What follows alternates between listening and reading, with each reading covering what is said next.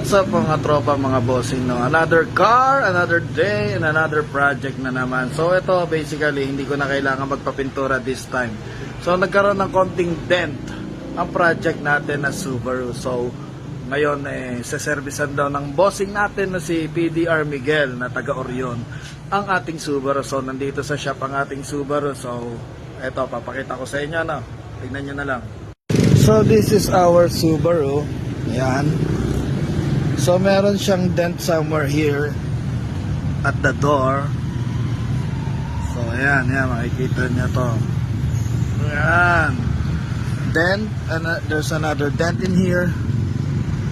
So yan, nakikita niyo yan. Yan yung umaalo na yan. That's a dent. Okay, so meron din siya rito sa bandang likod. Well, this is very minor lang.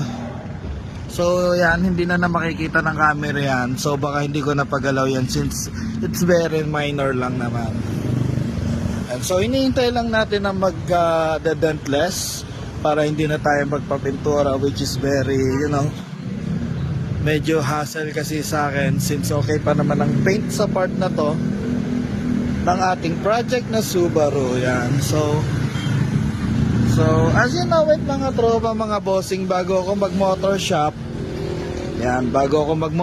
bago ako mag-start sa business ng motor shop, nagbabay and sell ako ng mga cars, which is mostly that time mga Honda Civic ang binabay and sell ko.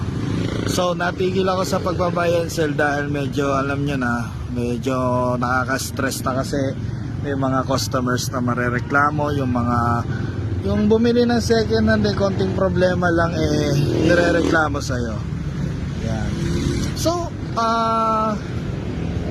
bago rin naman tayo mag-start ng motor shop, mahilig na talaga tayo sa mga, alam niyo na, when it comes to engines, motorcycles, mahilig na tayo dyan.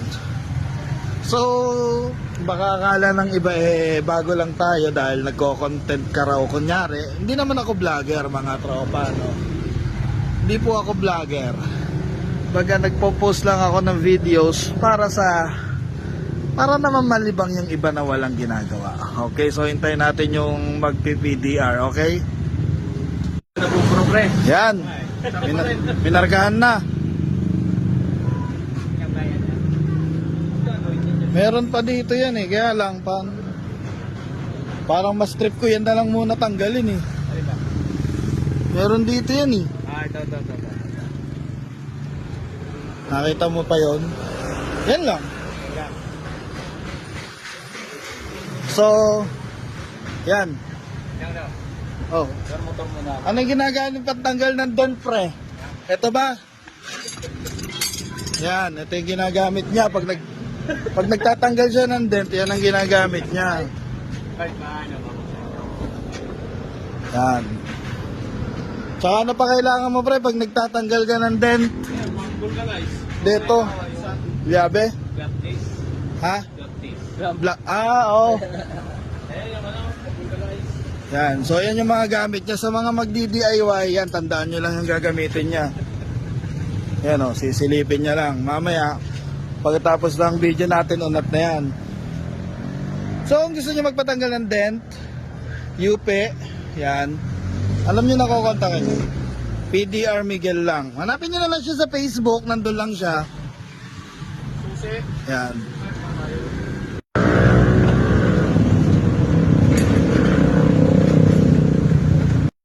Yan syempre, iniilawan yan Pag inilawan yan, umuunat yan kusa. Dahil sa init. Yan. Oo. Kaya napakadali lang magganto. Promise. Napakadali lang sobra. Wala na. Nakuha mo to, Bart, assist, nakamax na. Debit, pinalitan ko ng mags yan. Oo. Pinalitan ko ng mags. May yung mags? May damage nung binenta ko. Di ko rin alam. Nagpalit lang ako kasi di ko gusto yung itsura niya. Bengkong? May crack talaga, dalawa pa. Buti yung bumili ng mags ko, okay lang sa kanya. Paparepair niya na lang daw.